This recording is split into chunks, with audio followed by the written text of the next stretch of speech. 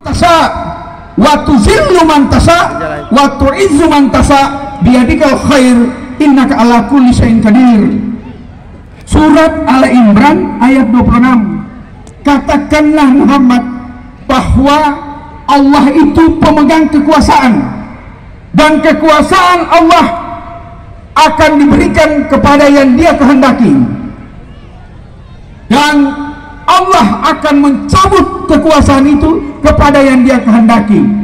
Allah bisa memuliakan kepada yang Dia kehendaki, Allah bisa menghinakan kepada yang Dia kehendaki. Maha benar Allah dengan segala dan kebaikan, dan sesungguhnya Allah Maha kuasa atas segala sesuatu. Itu ayat Al-Imran, pengantar doa dari itu juga sebagai bentuk rasa syukur. Atas dasar itulah kami menjalankan titah daripada pelaksanaan amanat dari rakyat. Ini adalah titah rakyat yang diberikan kepada kami berdua untuk kami jalankan dengan penuh rasa tanggung jawab. Tentunya harus berdasarkan pada nilai-nilai moral keagamaan, nilai-nilai moral kenegaraan, dan nilai-nilai moral kemasyarakatan. Itu yang menjadi dasar pijakan kami di dalam menjalankan tugas yang suci dan mulia ini, karena ini adalah amanat daripada rakyat. Dan oleh karena itu, maka sebagai pemimpin tentunya kita harus bertanggung jawab atas kepemimpinan. Rasulullah mengatakan bahwa kita ini semua adalah pemimpin, dan nanti kita akan diminta pertanggungjawaban atas kepemimpinan itu.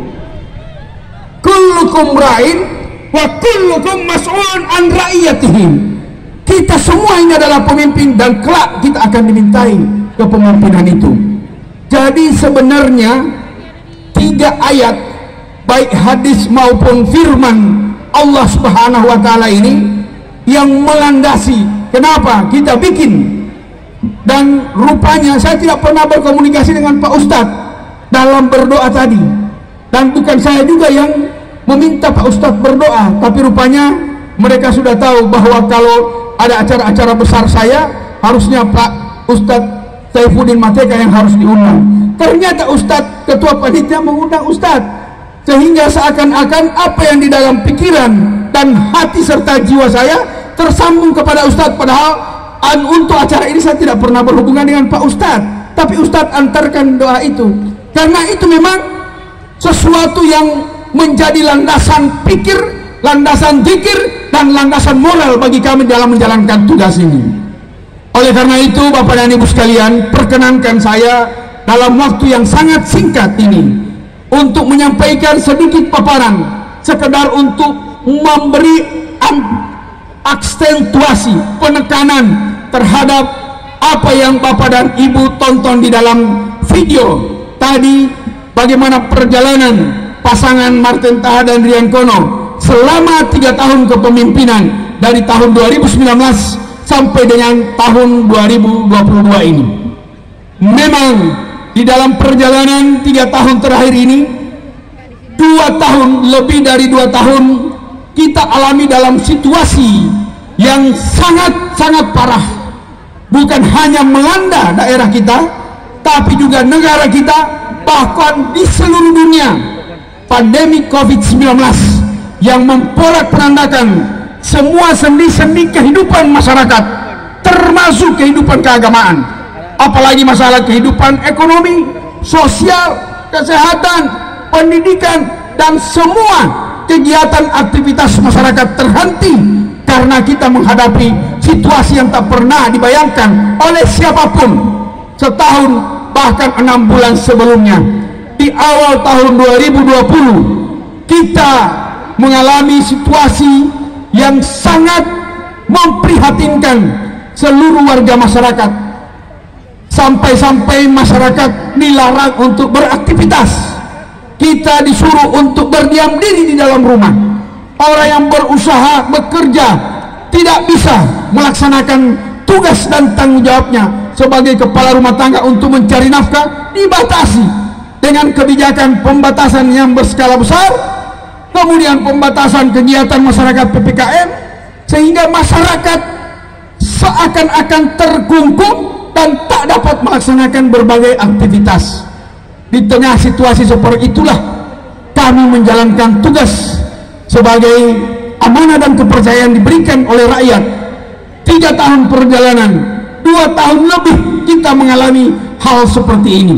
Tetapi sebagai pemimpin yang diberi amanat oleh rakyat, kami harus menjalankan tugas ini dengan penuh rasa tanggung jawab, menjalankan dengan keikhlasan dan ketulusan, dengan kemampuan yang kami miliki, dengan dukungan dari berbagai pihak, baik jajaran pemerintahan, jajaran Forkopimda, dan lebih-lebih warga masyarakat Kota Gorontalo yang begitu antusias untuk memberikan dukungan dan partisipasinya kepada kami dalam menjalankan tugas yang suci dan mulia ini. Untuk itu Bapak dan Ibu sekalian, apa yang menjadi misi, apa yang menjadi visi kami dalam menjalankan tugas ini tergambarkan di dalam apa yang kami ingin capai. Visi dan misi yang kami ingin capai adalah merupakan kristalisasi kumpulan dari berbagai aspirasi, dari berbagai kebutuhan, kepentingan, keperluan, dan apa yang disampaikan oleh masyarakat ketika kami menyusun program di dalam menjalankan tugas pemerintahan, pembangunan, dan masyarakat. Sebab program ini tidak hanya sekedar keluar dari alam pikiran kami sendiri, tapi merupakan kristalisasi dari seluruh aspirasi masyarakat, baik melalui lembaga-lembaga resmi seperti DPRD, melalui forum-forum resmi di pemerintahan maupun di kelurahan, kecamatan, dan seluruh organisasi kemasyarakatan lainnya. Maka oleh karena itu kumpulan daripada aspirasi inilah kami jadikan sebagai titik tolak untuk menjalankan program. Apa yang akan kita jalankan?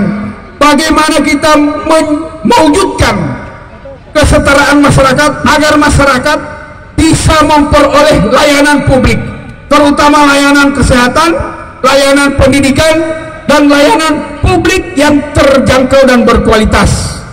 Terjangkau berarti masyarakat bisa mengakses semua layanan yang diberikan oleh pemerintah Kota Gorontalo. Berkualitas tidak hanya sekedar layanan yang diberikan, tetapi masyarakat harus mempunyai kualitas pelayanan yang makin lebih baik, sehingga mereka merasa bahwa apa yang diberikan oleh pemerintah kota dalam bentuk pelayanan publik itu bisa memuaskan masyarakat. Yang berikut, kita menyediakan atau mewujudkan dan meningkatkan ketersediaan infrastruktur yang handal di semua sektor publik, meningkatkan perekonomian melalui pengembangan usaha kecil menengah dan UMKM, melakukan perbaikan dan penataan birokrasi, tata kelola pemerintahan, tata kelola keuangan, mengembangkan kualitas hidup melalui kegiatan-kegiatan religius dan budaya, dan penguatan daya saing kota. Inilah yang menjadi kristalisasi kumpulan daripada pikiran-pikiran dan aspirasi rakyat yang kami jalankan, yang kemudian kami wujudkan dalam bentuk kebijakan dan program. Dan kebijakan-kebijakan program itulah yang pada malam hari ini akan saya sampaikan indikator-indikator capaian apa yang sudah dicapai oleh Marten Taha dan Rian Kono. Ada air sini? Cuma ada tanya. Apa yang telah dicapai oleh Marten Taha dan Rian Kono selama 3 tahun ini di dalam pemerintahan Bapak dan Ibu sekalian? Ada aturan. Ada, saya mohon maaf.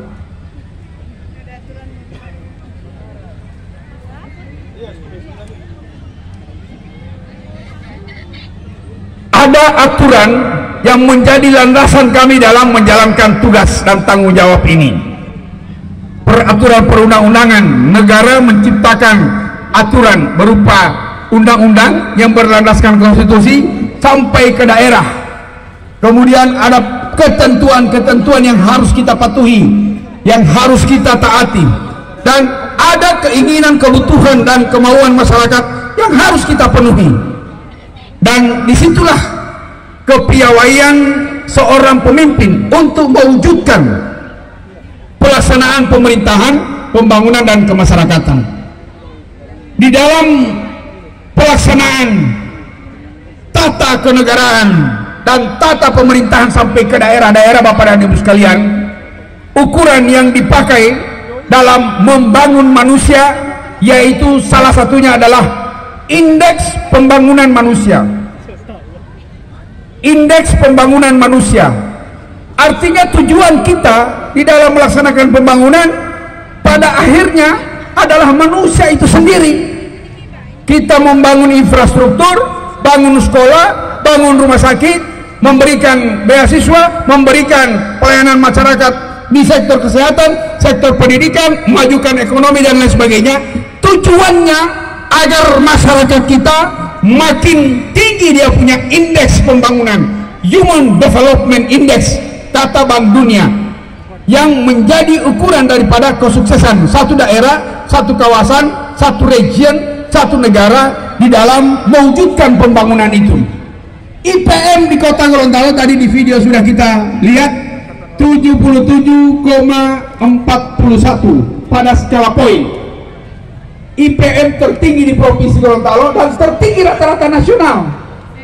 Ini bukan dicapai begitu saja, karena IPM itu dibentuk oleh 3 sektor penting. Yang pertama sektor pendidikan, sektor kesehatan, dan sektor ekonomi. Bagaimana umur harapan hidup atau usia harapan hidup Kota Gorontalo itu berada pada angka 72,41 tahun. Bukan berarti kalau kita belum usia 72,5 tahun kemudian tidak mati, tapi ini ukuran rata-rata orang Gorontalo bisa bertahan hidup, rata-rata usia harapan hidup. Kemudian rata-rata lama sekolah, rata-rata di Kota Gorontalo ini anak-anak itu lulusan SMP, pendidikan paling rendah rata-rata. Tapi juga ada yang lulusan SD, ada yang bekerja, lulusan SD bekerja, ada pekerja harian dan lain sebagainya. Lulusan SMP ada, lulusan SMA ada, lulusan perguruan tinggi juga ada. Tapi rata-rata lama sekolah kita itu di atas 12 tahun.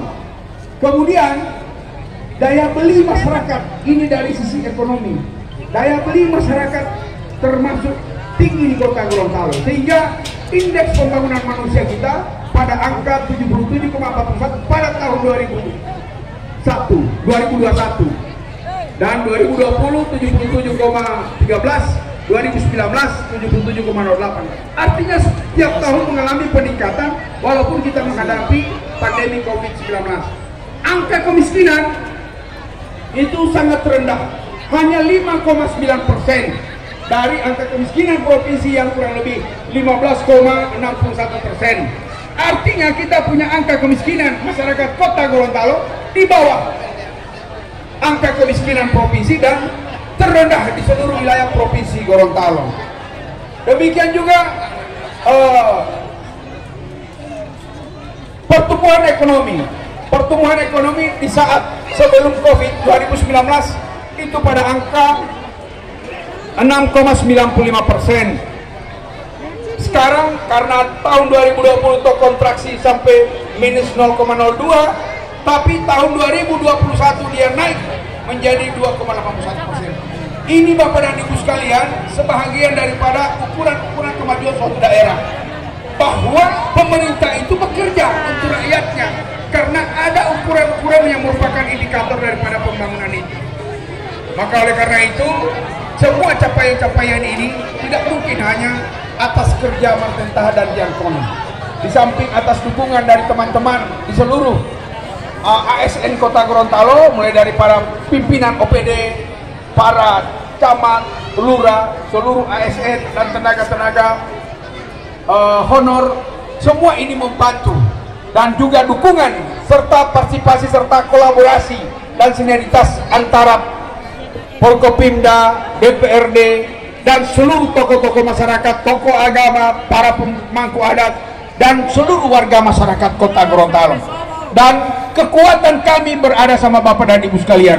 Kekuatan kami berada di masyarakat, karena masyarakatlah yang membantu dan memberikan dukungan serta partisipasinya kepada kami sehingga kami bisa bekerja untuk mewujudkan apa yang menjadi harapan masyarakat Kota Gorontalo. Bapak dan Ibu hadirin yang saya hormati, demikian juga di sektor layanan publik, karena layanan publik kepada masyarakat itu yang selalu menjadi impian dan harapan daripada warga masyarakat. Alhamdulillah layanan publik Kota Gorontalo bisa mencapai angka rata-rata 89,20% dan masuk kategori predikat A atau sangat baik. Ini menunjukkan bahwa apa yang menjadi aspirasi dari masyarakat itu yang kita wujudkan sebagai bentuk pertanggungjawaban kami terhadap apa yang diberikan oleh rakyat dalam bentuk kepercayaan dan amanat tersebut. Bapak dan Ibu, yang terakhir, tata kelola pemerintahan. Tata kelola pemerintahan itu diukur daripada pertama, tentunya pemerintahan itu berjalan dengan baik dan benar. Tata kelola ASN-nya, tata kelola keuangannya, tata kelola pemerintahannya itu sendiri itu diwujudkan dalam bentuk pelaksanaan apa yang menjadi tugas dan tanggung jawab kami menata pemerintahan ini agar berjalan dengan baik, karena itu yang menjadi kunci. Kalau pemerintahan amburadul, program tidak akan jalan, kebijakan tidak akan bisa kita lakukan. Kalau pemerintahan itu tidak kompak, tidak solid, maka juga tidak ada yang bisa dilaksanakan. Nah, alhamdulillah di usia yang 3 tahun ini kesolidan, kekompakan baik antara wali kota dan wakil wali kota, dan antara wali kota dengan seluruh ASN internal pemerintahan, dan antara kami pemerintah Kota Gorontalo dengan unsur-unsur eksternal Forkopimda maupun instansi-instansi lain, baik instansi vertikal tingkat provinsi maupun dari tingkat nasional, dan seluruh warga masyarakat dan lembaga-lembaga yang ada di tengah-tengah masyarakat itu berjalan dengan baik.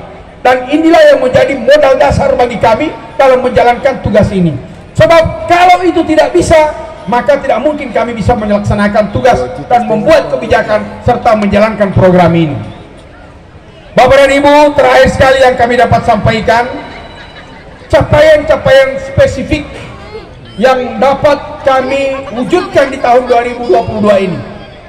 Tahun 2022 kami sudah menetapkan bahwa tahun ini adalah tahun infrastruktur. Tema kami dalam pembangunan, penguatan infrastruktur untuk mendukung percepatan pemulihan ekonomi dan reformasi sosial.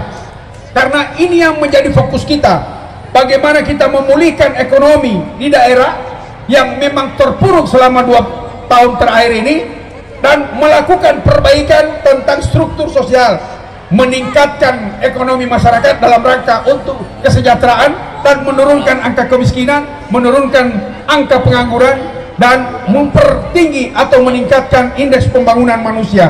Oleh karena itu kami membuat kebijakan untuk membangun berbagai sarana, prasarana, dan fasilitas infrastruktur untuk pemulihan ekonomi. Sebagaimana yang kita saksikan sekarang, berbagai pembangunan di sektor infrastruktur yang kami sementara jalankan, dan insya Allah semua itu nanti akan selesai pada bulan September, paling lambat bulan Oktober. Antara lain penataan jalanan di Wartabone, pembangunan pusat kuliner Kalimadu, optimalisasi sistem penyediaan air bersih dari 325 liter per detik menjadi 560 liter per detik, revitalisasi kawasan pusat perdagangan, pengembangan rumah sakit Otanaha, pengembangan rumah sakit Alwi Sabu, peningkatan kapasitas jalan, peningkatan kapasitas drainase di Kota Gorontalo, dan revitalisasi serta renovasi pasar sentral. Ini harus selesai pada tahun 2022 ini, paling lambat bulan Oktober. Target kami bulan September, sehingga masyarakat bisa merasakan dengan adanya infrastruktur penunjang ekonomi, maka ekonomi masyarakat makin berjalan dengan lancar sebagai bentuk pemulihan ekonomi, karena kita kurang lebih 2 tahun merasa sangat terpukul dengan keadaan COVID-19. Kemudian juga di sektor ekonomi kita mengembangkan apa yang disebut dengan digitalisasi UMKM. UMKM kita harus kita go nasional dan go internasional. melalui pengembangan digitalisasi, penjualan melalui online harus sudah bisa dilakukan oleh UMKM di Kota Gorontalo, sehingga mereka bisa menjadi UMKM yang naik kelas. Berbagai bantuan modal usaha dan pembiayaan juga diberikan kepada mereka-mereka yang membutuhkan penambahan modal usaha untuk mengembangkan UMKM. Inilah hal-hal yang kami lakukan selama pandemi COVID-19 sebagai bentuk tanggung jawab untuk memulihkan kehidupan masyarakat. Termasuk malam ini, Bapak dan Ibu sekalian, ini adalah saya kira kegiatan pertama yang mengumpulkan orang banyak, lebih dari 5.000 orang di dalam suatu tempat selama kurang lebih 2,5 tahun terakhir ini. Sebelumnya tidak ada, karena memang dilarang. Di dalam ruangan aja paling lambat, paling banyak 50% dari kapasitas ruangan. Ini tidak terbatas karena pelonggaran terhadap kegiatan masyarakat. Dan insya Allah ini adalah menjadi titik awal bagi kita untuk pandemi menjadi endemi di Kota Gorontalo. Mudah-mudahan. Dan kita sudah bebas dari pandemi COVID-19. Mari saya mengajak kepada kita sekalian agar kita tetap sehat, kita tetap imun, kita tetap kebal terhadap virus. Maka kuncinya harus vaksinasi, karena itu yang menjadi bukti nyata bahwa dengan adanya vaksinasi yang makin gencar kita laksanakan, maka tingkat kekebalan masyarakat makin tinggi, sehingga tidak mudah terserang oleh virus.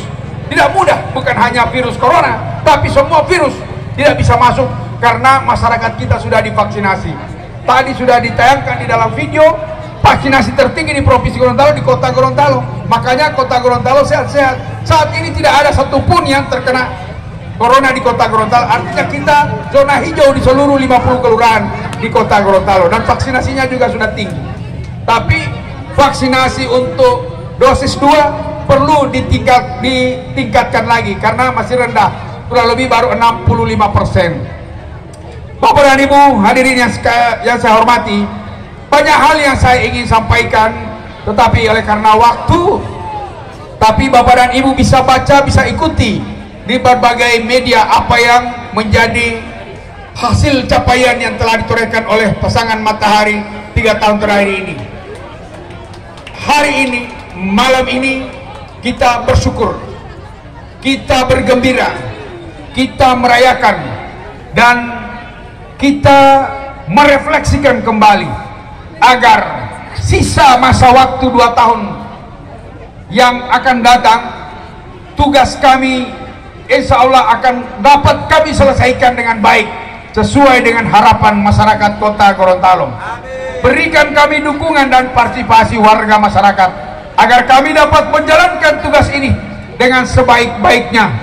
Kami akan berjanji di hadapan Bapak dan Ibu sekalian bahwa tugas tanggung jawab yang diberikan kepada kami sebagai perwujudan daripada aspirasi dan kepentingan masyarakat, kami akan wujudkan dan kami akan sempurnakan, kami akan laksanakan 2 tahun terakhir kepemimpinan kami sampai dengan tahun 2024.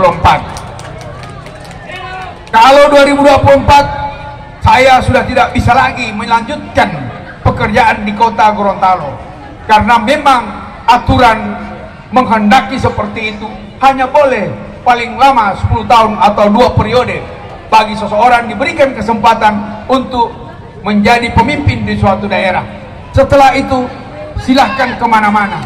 Tapi itulah wujud tanggung jawab saya, bahwa hati dan pikiran saya curahkan selama 2 tahun akan datang untuk memenuhi apa yang menjadi tugas dan tanggung jawab bagi masyarakat Kota Gorontalo, sehingga apa yang pernah saya janjikan bersama Rian Kono di hadapan Bapak dan Ibu pada saat kampanye 3 tahun yang lalu, insya Allah dapat kami wujudkan sesuai dengan harapan masyarakat Kota Gorontalo.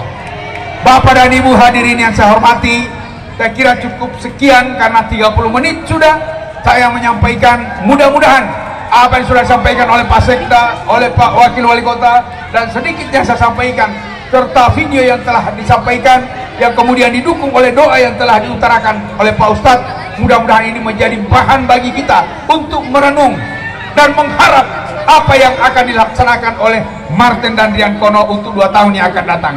Berikan kami kesempatan dan dukungan serta partisipasi sehingga kami bisa menyelesaikan tugas suci dan mulia ini untuk kepentingan Bapak dan Ibu sekalian.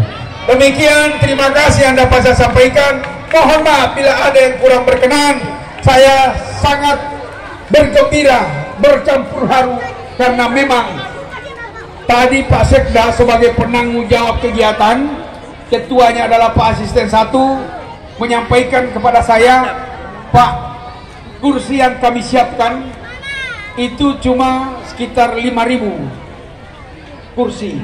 Tapi saya bilang ini lebih dari 5.000 yang berdiri, ya memang tidak kebagian kursi. Jadi kalau dihitung ini di atas 10.000 yang hadir. Saya bilang ini sangat luar biasa.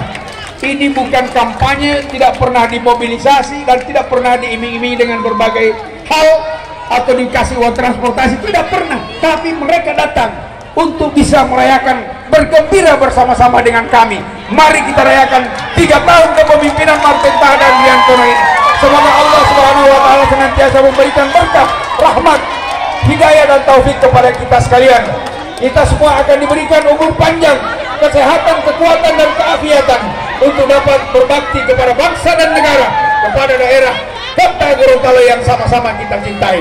Terima kasih kepada rakyat Gorontalo yang telah datang pada malam hari ini memenuhi lapangan Bulotada ini. Mudah-mudahan pertemuan kita pada malam hari ini akan membawa berkah dan rahmat pas di malam yang penuh berkah pula, yaitu malam Jumat. Mudah-mudahan kita diberikan keafiatan dan kesehatan dan dilimpahkan rezeki bagi kita semua. Amin ya rabbal alamin. Demikian, terima kasih. Wabillahi taufiq wal hidayah. Wassalamualaikum warahmatullahi wabarakatuh.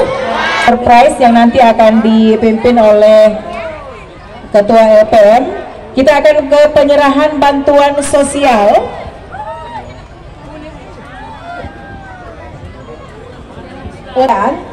Sebesar 42 juta rupiah kepada ahli waris dari almarhum Sulaiman Kude, pekerjaan buruh tani Kelurahan Wokaditi Timur. Ada 4 yang akan menerima, tapi hanya 1 yang akan menerima secara simbolis. Untuk penerima santunan pensiun